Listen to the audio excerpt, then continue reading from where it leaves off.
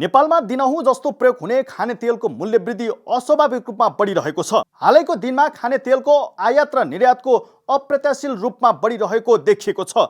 भन्सार विभागका अनुसार चालु आर्थिक वर्षमा 2081-82 को फागुन मसान्तसम्म भटमास, पाम, तोरी, सनफ्लावर, नरिवल, माछाको तेल, मकै, आल सहितको 9 प्रकारका तेलको आयात वृद्धि हत्तै बढेको हो। आयातको अवस्था हेर्ने हो भने चालु आर्थिक वर्षको फागुन मसान्तसम्म Argentina, Ukraine, Indonesia, Malaysia, America, Thailand लगायतका मुलुकहरूबाट 80 अर्ब 36 करोड 71 लाख 59 हजार रुपियाँ बराबरको तेल आयात भएको छ।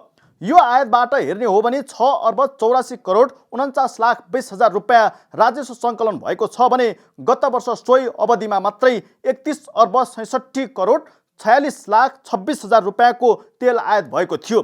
तुलनाको रूपमा चालु आर्थिक वर्षको अनुसार हेर्ने हो भने 48 अर्ब 69 करोड 25 लाख 32 हजार रुपियाँको आयात वृद्धि भएको देखिएको छ। सबैभन्दा धेरै आयात भएको तेलहरू 8 महिनाको तथ्याङ्क अनुसार सबैभन्दा बढी भटमासको तेल आयात भएको देखिएको छ, जसको मूल्य हेर्ने हो भने 81 अर्ब 41 करोड 40 लाख 80 हजार रुपियाँ बराबरको छ भने त्यसपछि 20 अर्ब 48 करोड 27 लाख 75 हजार रुपियाँको सनफ्लावर तेल आयात भएको देखिएको छ।